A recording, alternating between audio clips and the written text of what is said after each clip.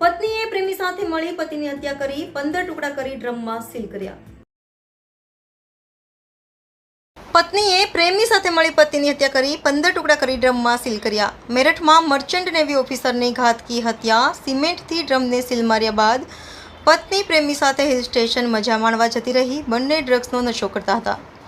બંને વચ્ચે પ્રેમ લગ્ન થયા હતા. પતિ સૌરભ રાજપૂત વિદેશમાં નોકરી કરતો હતો ત્યારે પત્ની મુસ્કાન રસ્તોગી સાહિલ શુક્લાને મળી હતી.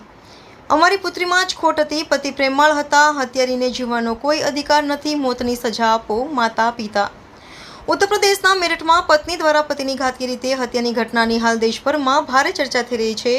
પત્નીએ પોતાના પ્રેમી સાથે મળીને પતિની હત્યા કર્યા બાદ તેના મૃતદેહને 15 ટુકડા કરી નાખ્યા હતા. એટલું જ નહીં, બાદમાં બંને આરોપીઓએ મળીને પતિના શરીરના ટુકડાને પ્લાસ્ટિકના ટીપણામાં નાખ્યા અને બાદમાં તેના પર સિમેન્ટ ભરી તેને સીલ કરી દીધું હતું.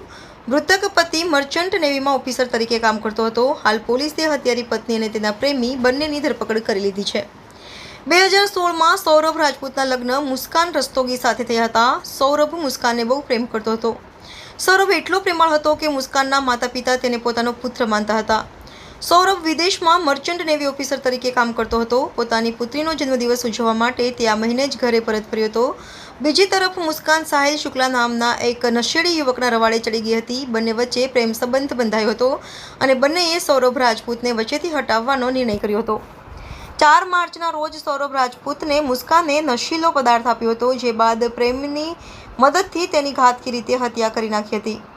એટલું જ નહીં, હત્યા બાદ મૃતદેહના ટુકડા કરીને તેને પ્લાસ્ટિકના ડ્રમમાં નાખી ઉપર સિમેન્ટનું સીલ મારી દીધું હતું. આટલા પ્રેમાળ પતિની હત્યા કર્યા બાદ મુસ્કાન અને તેનો પ્રેમી સાહિલ શુક્લા બંને હિલ સ્ટેશન પર મજા માણવા જતા રહ્યા હતા.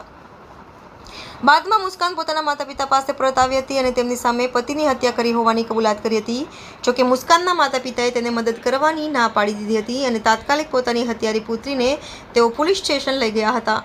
મુસ્કાનના માતા પિતાએ કહ્યું હતું કે અમારી પુત્રી સાહિલની સાથે રહીને ડ્રગ્સના રવાડે ચડી ગઈ હતી. બંને સાથે મળીને ડ્રગ્સનો નશો કરતા હતા.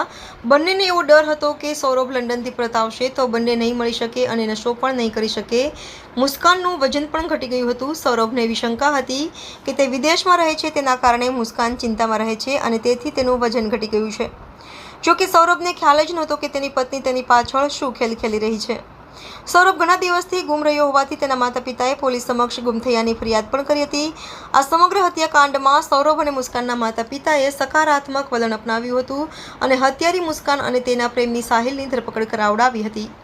આ હત્યાકાંડ સામે આવ્યા બાદ મુસ્કાનના માતા પિતાએ મીડિયા સમક્ષ નિવેદન આપીને કહ્યું હતું કે અમારી પુત્રીનો જ ભાગ છે. સૌરભ તેને ખૂબ પ્રેમ કરતો હતો. મુસ્કાનને જીવિત રહેવાનો કોઈ જ અધિકાર નથી. તેને મોતની સજા થવી જોઈએ. TV18 news Meerut.